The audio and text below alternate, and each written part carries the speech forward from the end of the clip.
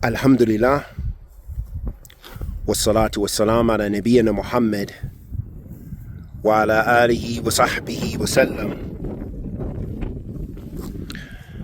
Amma ba'da, habati fillah, assalamu alaikum wa rahmatullahi wa barakatuh. As'al Allah Kareem, Rabbil Arshil Azim, and yattawallana fi dunya wal akhirah. We ask that Allah subhanahu wa ta'ala, the Almighty, accepts our good, forgives our evil, and protects us from kulli su' wa makruh. Habati fillah, a question was asked about acquiring the Arabic language. Habati fillah, some important tips with regards to learning the Arabic language. From amongst those important things that some of the mashayikh mention is that be cautious of inqita'. Be cautious of inqita'. And inqita' we mean by starting and stopping a program or a book. Rather, it's very important to be consistent in your curriculum. And I personally have had this experience of starting and stopping over the years, and it causes damage to the progress that you're trying to make when you're trying to improve your Arabic language acquisition. So it's imperative that we do our best to be consistent in our studies. Also, it's very important to find a methodology or a curriculum that's suitable with a teacher, preferably with a teacher, that you are finding a curriculum that you can stick with and you can master and gain the maximum benefit from, and this will help you in your acquisition. And also determining your goals of why you want to study Arabic. Is it to be able to understand the news and things like this? Or is it to be able to understand Islamic texts and Islamic lectures?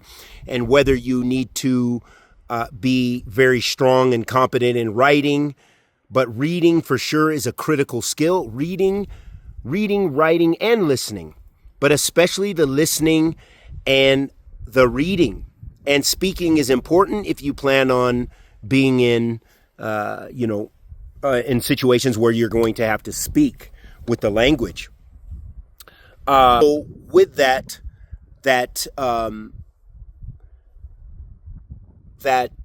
methodology of trying to learn the Arabic language, that, as we said, not having the inqita', but also never forget that it's very important to rely on Allah subhanahu wa ta'ala, to beg Allah azza wa jal to assist you on that journey of seeking the knowledge and gaining that tool, whether it be grammar or what have you, in order to understand the book and the sunnah.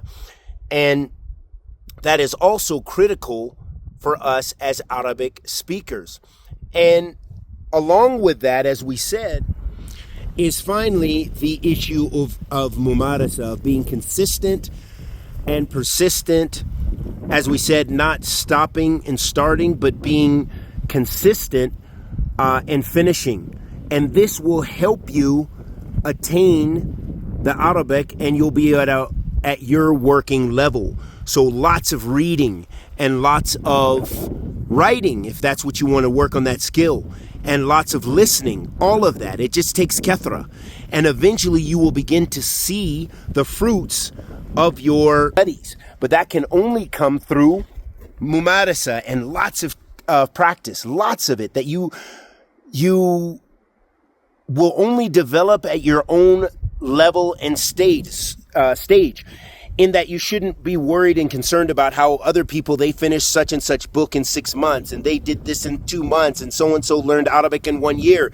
But no, you have to be on your own journey, your own consistent path, your own striving, and your own journey of language acquisition. And we ask Allah subhanahu wa ta'ala, the Almighty, to accept our good and forgive our evil, protect us from kulli su' wa makruh.